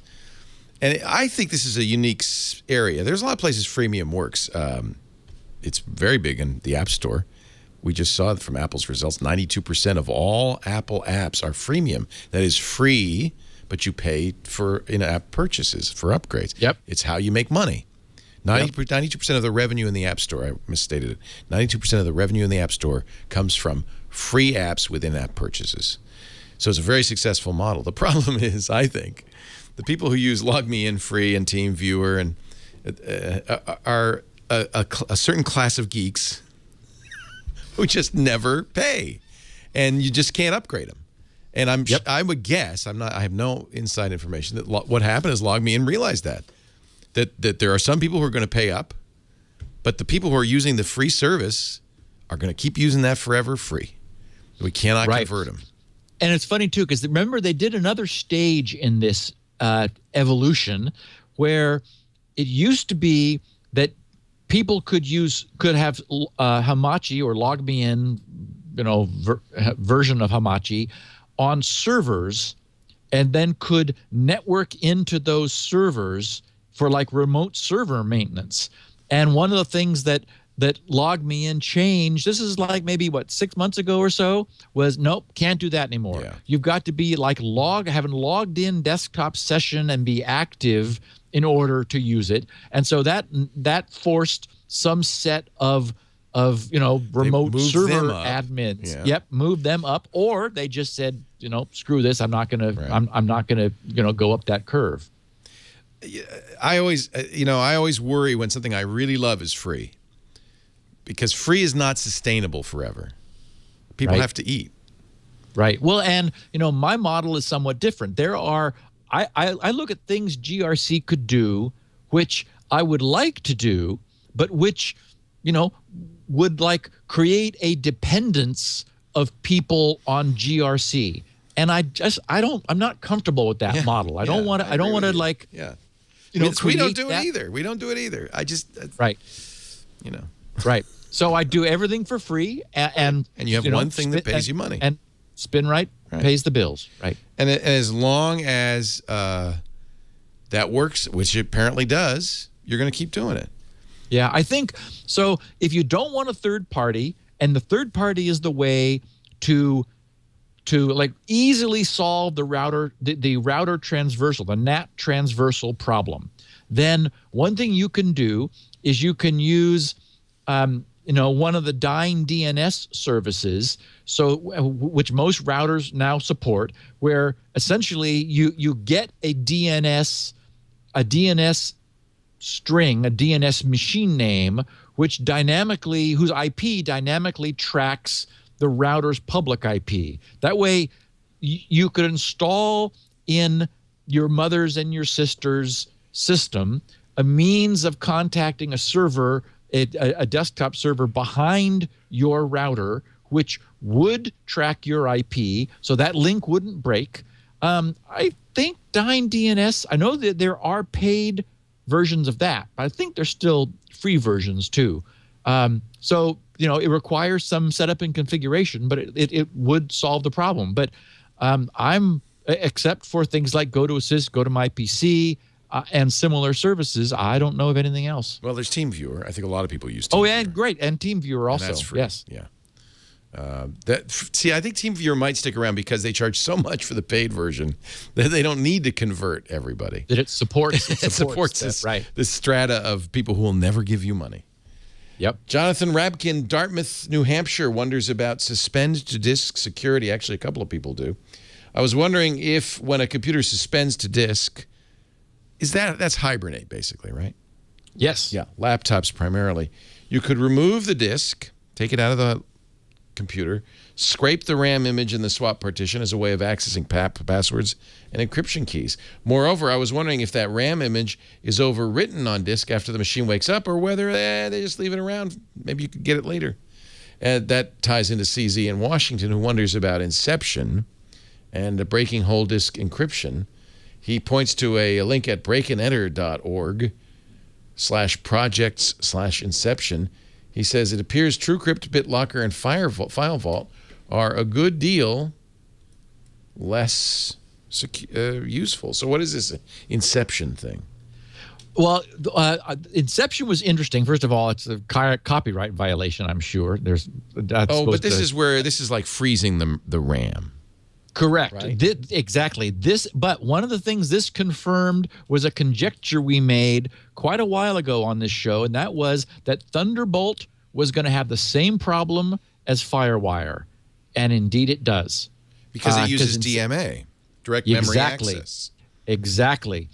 It is essentially a direct port into your machine's running memory. So as we've talked about on the podcast before, if you can use a FireWire linked, I think Inception supports Linux or FreeBSD machines. If you can use a FireWire linked machine and it's powered on and running, even if it's in standby, often the FireWire interface will still be live. You're able to, browse around through the memory, and there are tools available, forensics tools, which have been designed to interpret the binary hash of RAM and locate keys that are in the hash. Now, Jonathan's question about suspend the disk, this is a big problem too.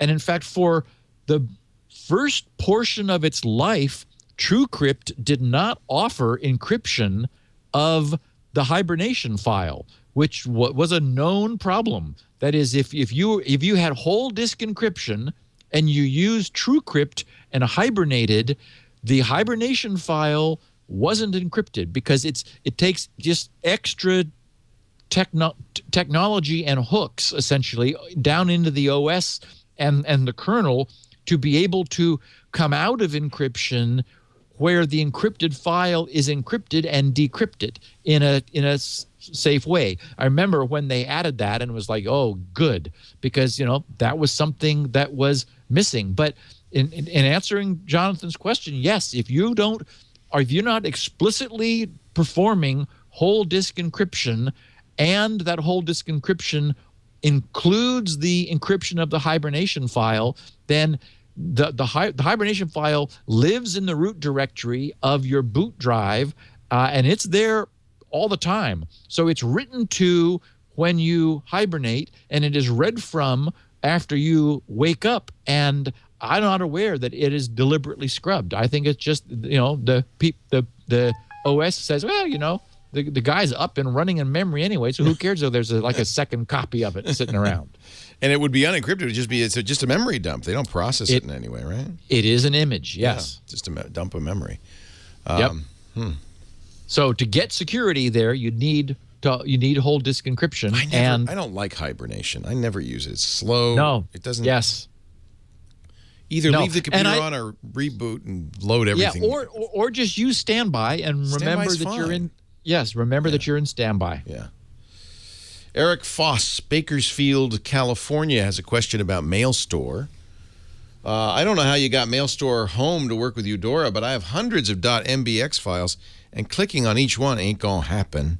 I have most of my email back to 1997. Wow, so it would be nice to be able to search it. But, well, if you get a chance, I hope you'll explain how you used MailStore. MailStore was this program that allowed you to search all your old email, right? Yeah, actually, again, it was another popular recommendation of mine, or which followed a discovery weekend before last. Okay, so I didn't go into it in more detail, but I got so much feedback from people who are like, "Oh, this is fabulous," blah blah blah, that I thought I'd talk about it a little bit more. First of all, I used the commercial version also, because I was experimenting. I mean, I thought maybe I was going to settle. I mean, I have settled on MailStore, but it turns out I was able to completely work with MailStore Home, but not until I got things settled. I used the MailStore commercial version is free for 30 days, and I only needed it for 1 day. So what I did was I installed the commercial version, and it's actually two portions. It's a server that runs in the background, and then the MailStore client that runs in the foreground. MailStore Home, the free version, has some limitations. For example, you can only create 3 of one type of profile, as they call them, like archiving 3 mailboxes. The server, the commercial version, has no limits at all. So what I ended up doing was informing I installed the server version. And by the way, they can cohabitate at the same time. They were both living, the home version and the server version, both living on my system at the same time with no problem. And I actually did all of the importation of my many Eudora folders into the server version. And at one point, I had like 27 or 28 simultaneous folders being encrypted and indexed at the same time. And it handled them with no trouble at all. Once I had that, I then exported it to a Microsoft Outlook PST file. Then, because that was the common cross version file format that they both supported, and then I used MailStore Home and imported that Microsoft PST file and then re-indexed it in order to create a MailStore Home index. So I sort of came up with a bit of a clue. Basically, I just wanted to do this once. For me, I had email going back, a 250,000 pieces of email nearly going back to 2007. So I just needed to get it into MailStore Home once. And once that was done, then all of my incremental archiving is being done very happily under MailStore Home. Now, Eric has a slightly different problem because he says he's got hundreds of MBX files. So the solution there is that in Eudora, you're able to simply drop one folder onto another and it'll move them over. So I would say, create a separate directory tree of all these MBX files. Use Eudora to very quickly consolidate them. You can just, select all your messages and drop them on a folder. Select all, drop them on a folder. Select all, drop them on a folder. That'll consolidate all of those mailbox files into one huge file, and then just let either version of MailStore, either home or the server, chew on that one MBX file, creating an index. So that's a way you can, again, you only have to do it once, and you might want to use server though, because it will allow you to do 30 things at once. Actually, I think 25 was a limit in how many threads it will run at once. So I set it to the limit, 25. But I gave it even more, and as soon as it finished with those, it picked up on the other ones. So it ended up working great. Yeah. John Siebold has a question about SpinRite 6.1 versus SpinRite 7. As a very long SpinRite user, I think I originally bought version 2. I know I bought version 5 on a 5.25-inch disc, and I've purchased multiple copies of SpinRite 6. I find it odd that you're talking about 6.1 and 6.2 rather than 7 or 8. From your discussions on Security Now, great podcast, this certainly seems like a major version upgrade, not an incremental release. Why did you call it 6.1? Okay, so I understand what John is saying, and part of me sort of agrees. But I'm fine with the sales that I have of SpinRite. I dislike companies that really leverage their users' upgrades a lot. Now, again, 10 years, it would not be a lot. But to me, this feels like the right thing to do. I am resisting adding features. This is all about speed and compatibility, essentially. So to me, for a speed and compatibility change, it feels right to do this. Also, we will be introducing 6.1 will run on a Mac, and so that will dramatically expand the SpinRite's market. Additionally, so in that sense, it's a new version. It will open up a big new market for SpinRite. My plans for 7 is a complete rewrite, and so and for me, this creates a boundary, a kind of a clean boundary. The UI in SpinRite 6 is set up to do what it does. It would just be it would take too much time, basically, to make it do a lot more. So I can, if I restrict 6 and 6's future to speeding it up and introducing it to all the hardware and to the USB keyboard and the Mac and so forth, that I can do in a short time. And so that's my goal. Get Squirrel finished, get back to 6.1, get that out, then tackle USB interfaces with 6.2, get that out. And my point is that then can hold us while I work on 7.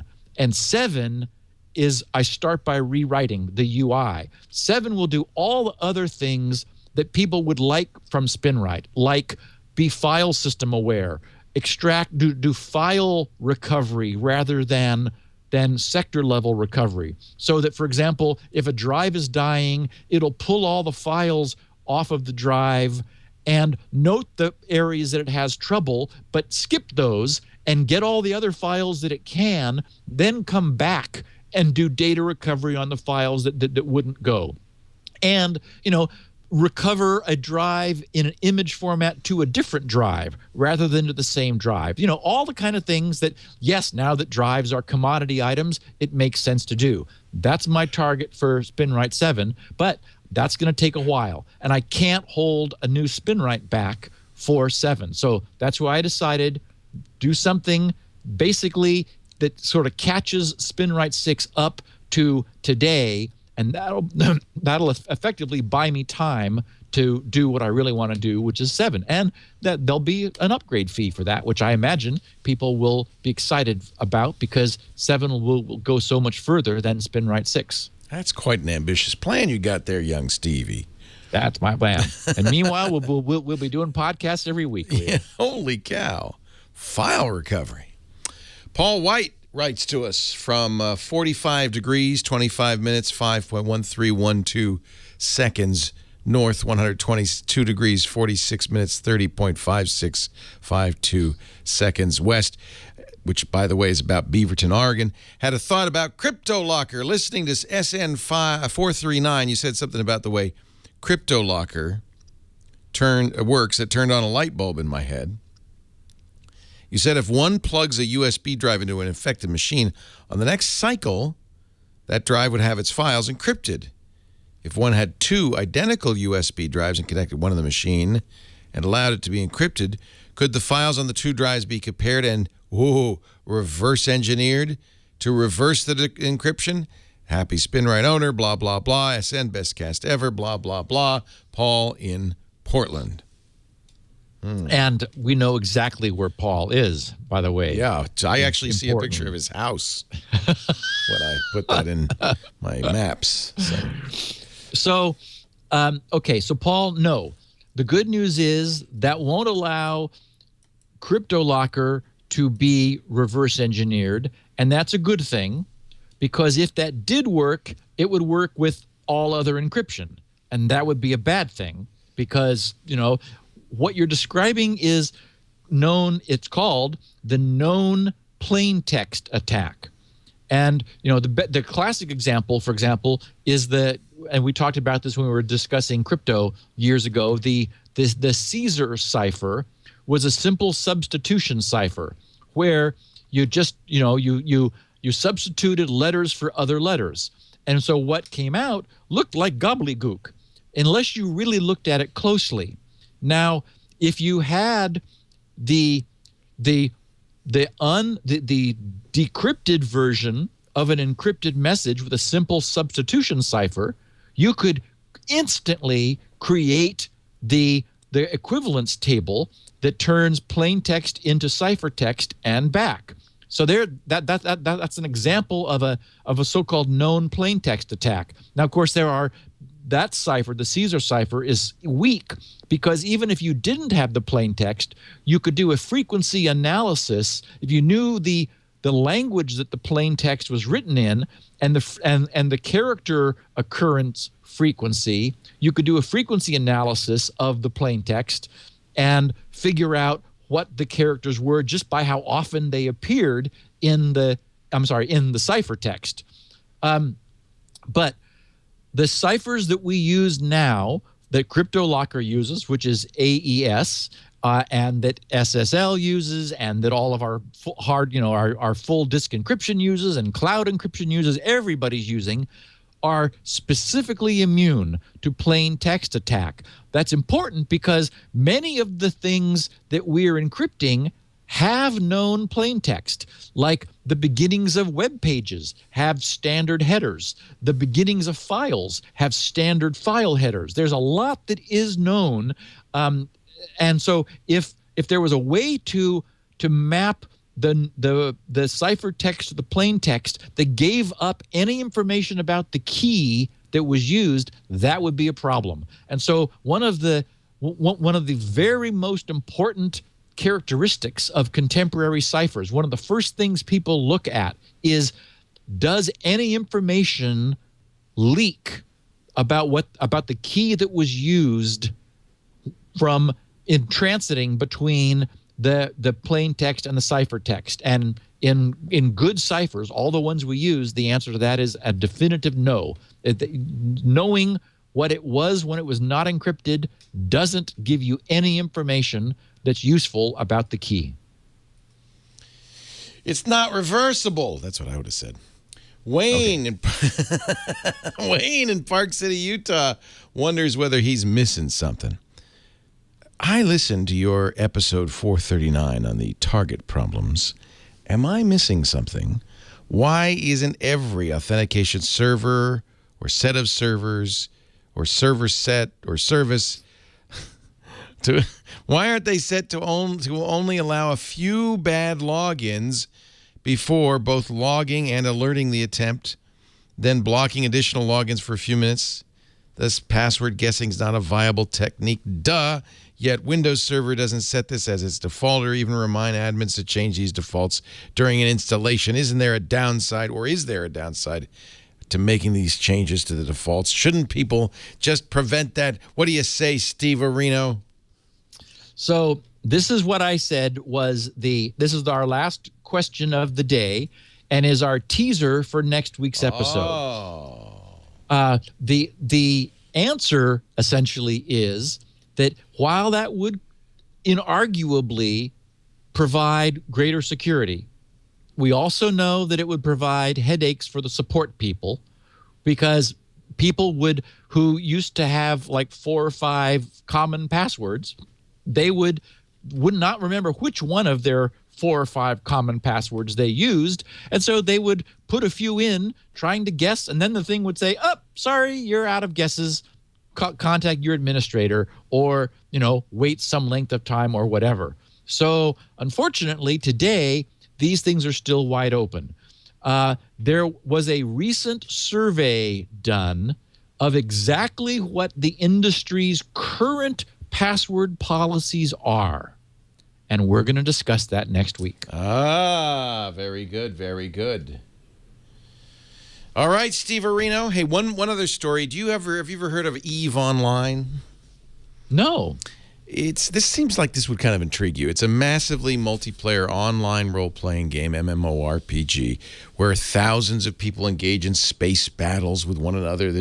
They've got territory, and this been going on for 10 years. It's a very popular game. My word. Yesterday, they had the largest online war in its history.